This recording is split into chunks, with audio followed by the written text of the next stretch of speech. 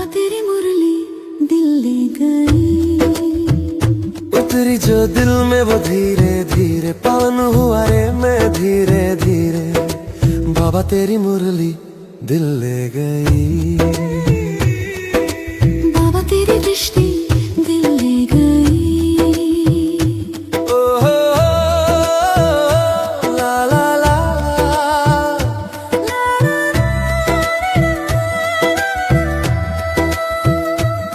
बाबा तुझसे मिलकर ये जाना है, होता क्यों दिल ये दीवाना है, तय कर लिया तुम। ओम शांति। आज हम 25 नवंबर 2025 के महावाक्य सुनेंगे। प्रातः मुरली ओम शांति बाप दादा मधुवन।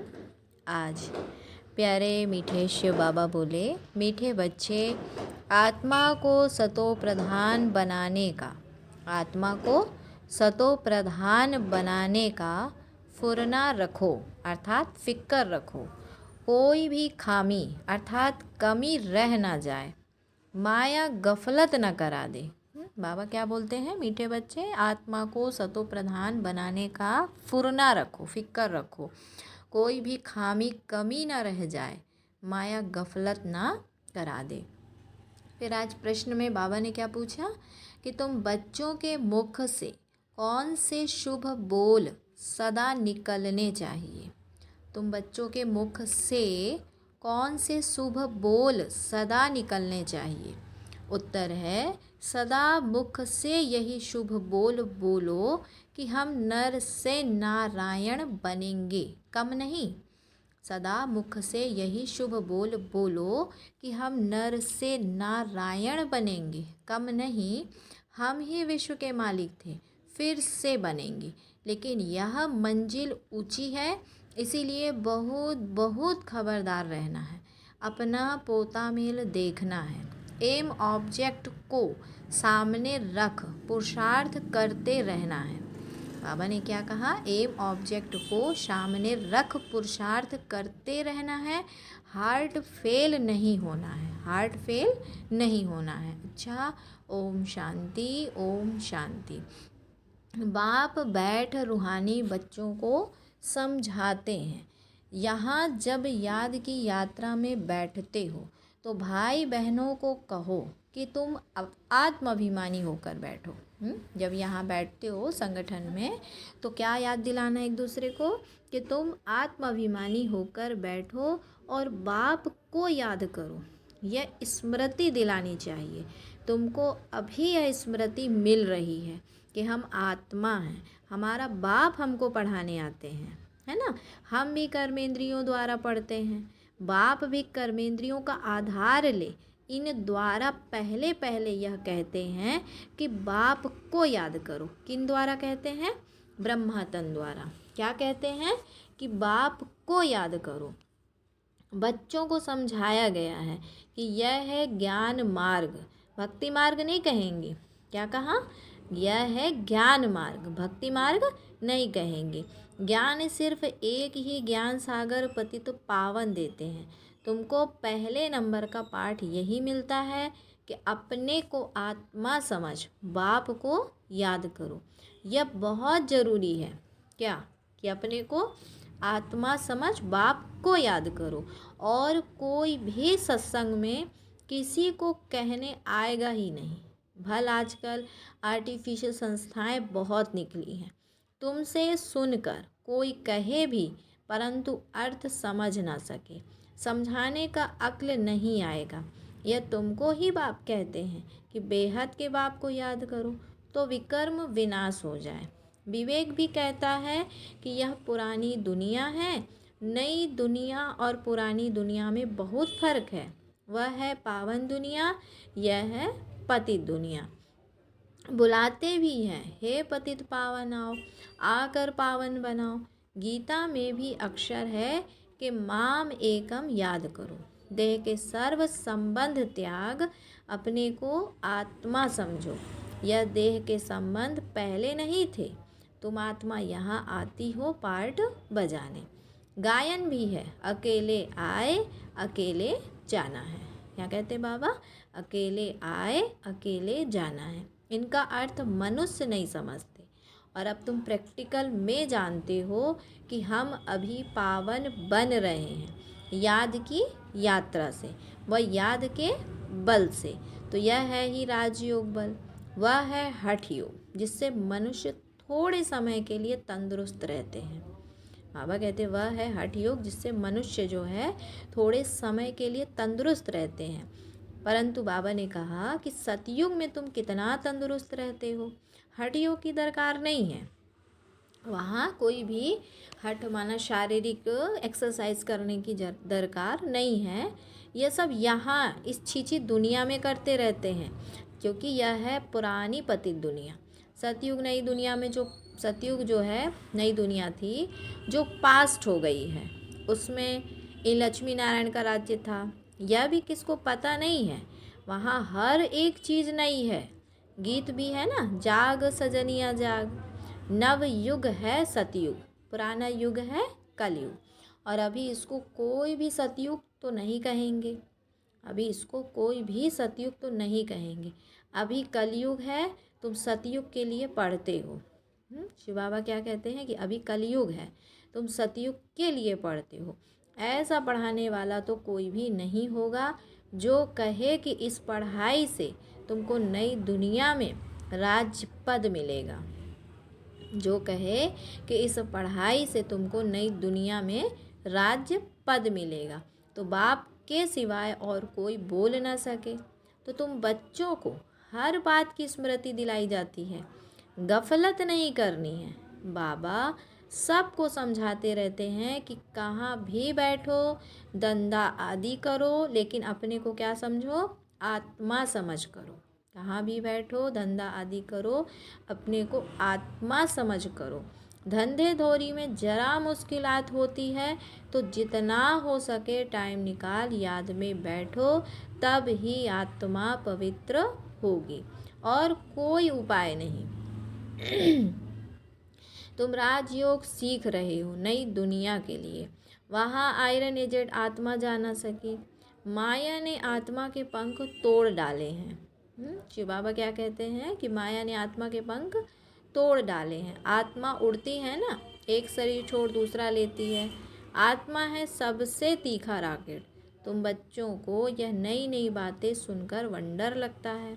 आत्मा कितना छोटा रॉकेट है, उसमें 84 जन्मों का पार्ट नुधा हुआ है।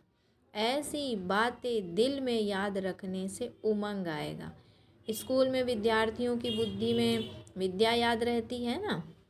क्या कहते शिव बाबा? स्कूल में विद्यार्थियों की बुद्धि में विद्या याद रहती है ना। तुम्हारी बुद्धि में अब क्या है? तुम्हारी बुद्धि में अब क्या है? बुद्धि कोई शरीर में नहीं है, आत्मा में ही मन बुद्धि है। आत्मा ही पढ़ती है, नौकरी आदि सब कुछ आत्मा ही करती है। शिव बाबा भी आत्मा है, परंतु उनको परम कहते हैं। क्या कहते शिव बाबा? कि शिव बाबा भी आत्मा है, परंतु उनको परम कहते हैं। वह ज्ञान का सागर है, वह बहुत छोटी बिंदी है। यह भी किसको पता नहीं है। जो उस बाप में संस्कार हैं वही तुम बच्चों में भरे जाते हैं, और अभी तुम योग बल से पावन बन रहे हो। बाबा कहते हैं उसके लिए पुरुषार्थ करना पड़े। पढ़ाई में फुरना तो रहता है कि कहाँ हम फेल ना हो जाएं। इसमें पहले नंबर की सब्जेक्ट ही यह है कि हम आत्मा सतो प्रधान बने, कुछ खामी ना रह जाए, नहीं तो नापास हो जाएंगे। माया तुमको हर बात में बुलाती है। आत्मा चाहती भी है चार्ट रखें, सारे दिन में कोई आश्रय काम ना करे, परंतु माया चार्ट रखने नहीं देती। तुम माया के चंबे में आ जाते हो। दिल कहती भी है पोता मेल रखें। व्यापारी लोग हमेशा फ़ायदे नुकसान का पोता मेल रखते हैं। तुम्हारा तो ये बहुत बड़ा पोता मेल है, 21 जन्मों की कमाई है। इसमें गफलत नहीं करनी चाहिए। बच्चे बहुत गफलत करते हैं। इस बाबा को तो तुम बच्चे सूक्ष्म वतन में स्वर्ग में भी देखते हो। बाबा भी बहुत पुरुषार्थ करते हैं, वंडर भी खाते रहते हैं। बाबा की याद में स्नान करता हूँ, भोजन खाता हूँ, फिर भी भूल जाता हूँ, फिर याद करने लगता हूँ। बड़ी सब्जेक्ट है यह, तो इस बात में कोई भी मतभेद आ नहीं सकता। गीता में भी है, देह सही देह के सब धर्म छोड़ो। बाकी रही आत्मा, तो देह को भूल अपने को आत्मा समझो। आत्मा ही पतित तमो प्रधान बनी है। मनुष्य फिर कह देते हैं आत्मा निर्लेप है। आत्मा सो परमात्मा, सो आत्मा है। इसीलिए समझते हैं कि आत्मा में कोई लेप छेप नहीं लगता है। लेकिन जो बाबा ने कहा कि तमोगुणी मनुष्य शिक्षा भी तमोगुणी ही देते हैं। तमोगुणी मनुष्य कैसी शिक्षा देते हैं? तमोगुणी ही देते हैं, सतोगुणी बना न सके।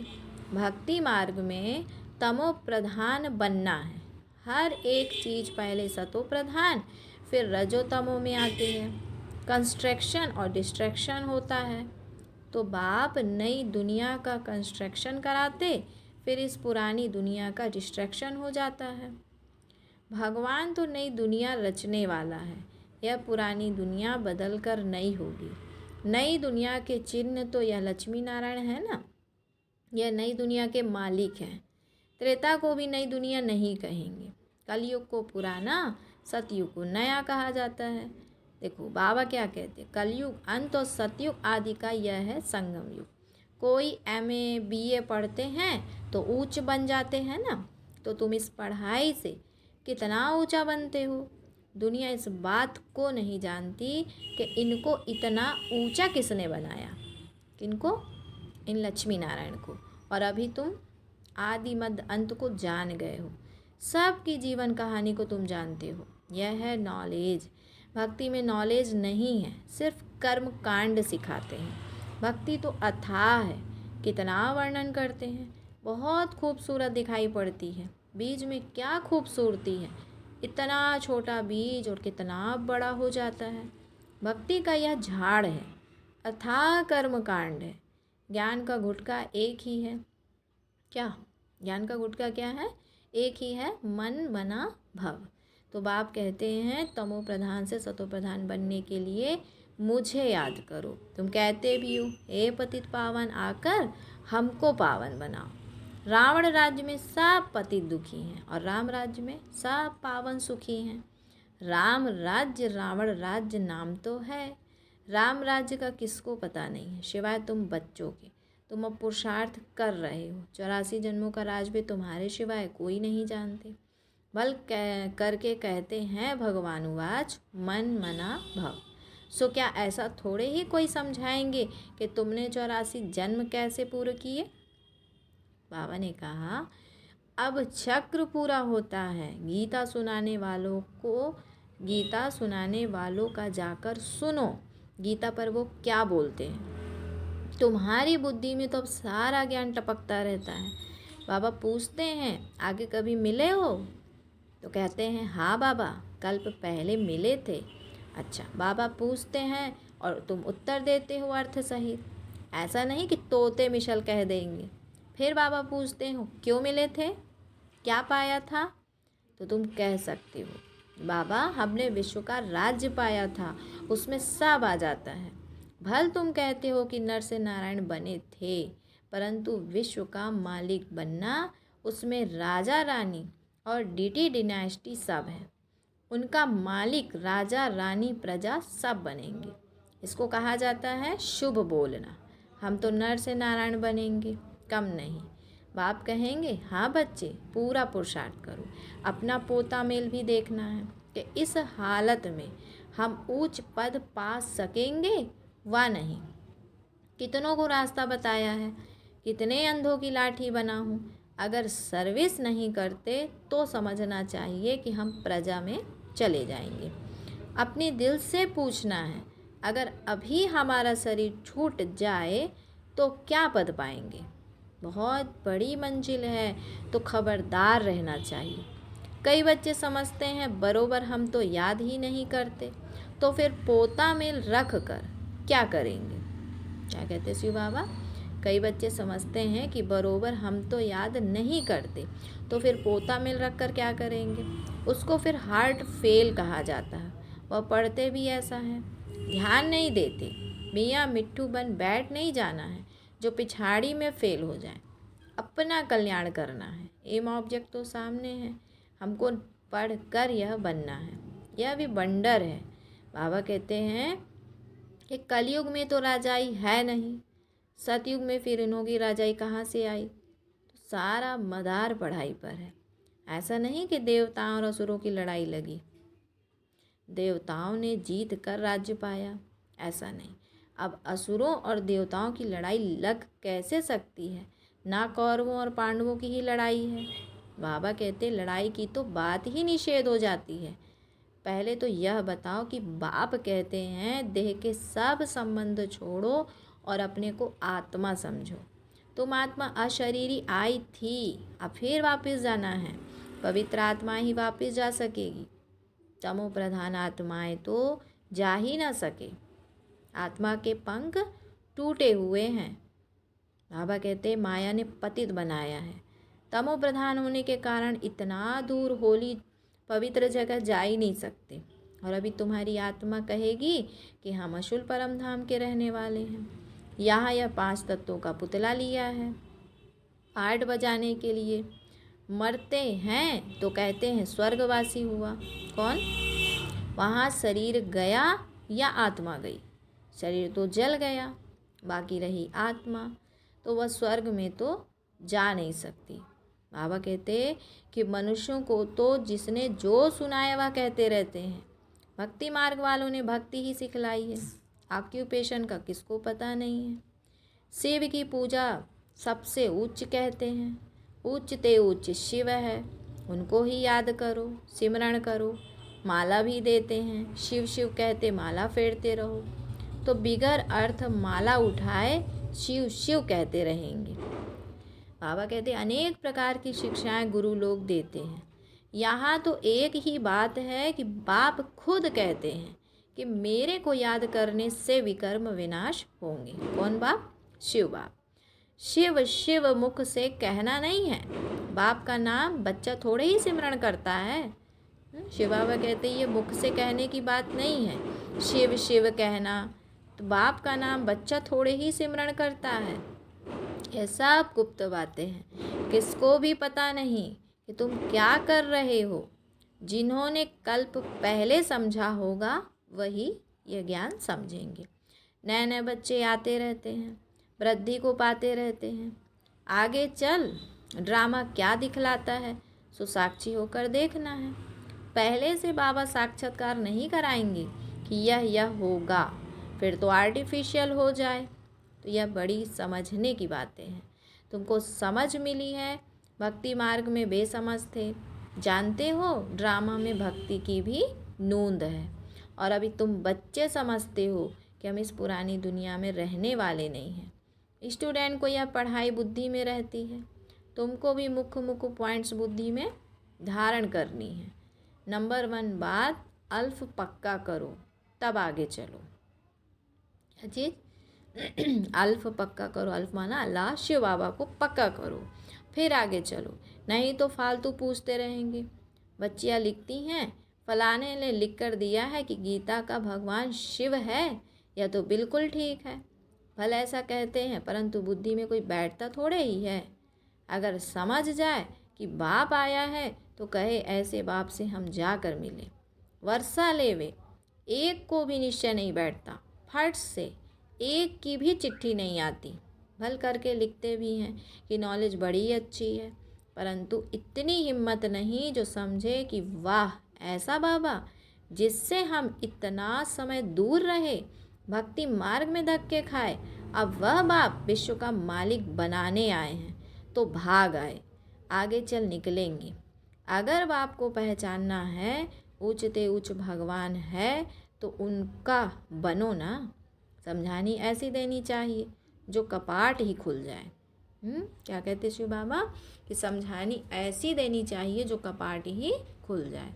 अच्छा, मीठे मीठे सिकेलधे बच्चों प्रति माता पिता बाप दादा का याद प्यार और गुड मॉर्निंग। रूहानी बाप की रूहानी बच्चों को नमस्ते। हम रूहानी बच्चों की रूहानी माता पिता बाप दादा को याद प्यार, गुड मॉर्निंग और नमस्ते। फिर है धारणा के लिए मुख्य सार। बाबा बोले धंधा आदि करते आत्मा को पावन बनाने के लिए समय निकाल याद की मेहनत करनी है। कोई भी आसुरी काम नहीं करना है। क्या करना है? याद की मेहनत करनी है। कोई भी आसुरी काम नहीं करना है। दूसरा है अपना और दूसरों का कल्याण करना है। पढ़ाई पढ़ना और पढ़ाना है। मियाँ मिट्ठू नहीं बनना है। याद का बल जमा करना है।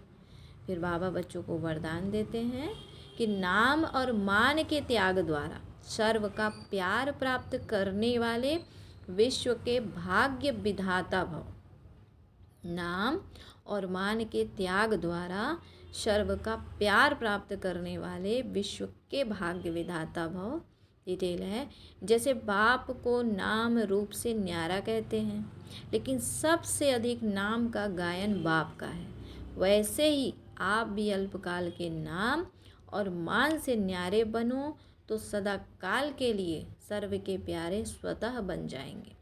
जो नाम मान के भिखारीपन का त्याग करते हैं वह विश्व के भाग्य विधाता बन जाते हैं।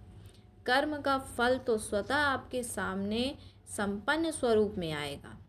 कर्म का फल तो स्वतः आपके सामने संपन्न स्वरूप में आएगा। इसीलिए अल्पकाल की इच्छा मात्रम अविद्या बनो, कच्चा फल नहीं खाओ, उसका त्याग करो तो भाग्य आपके पीछे आएगा।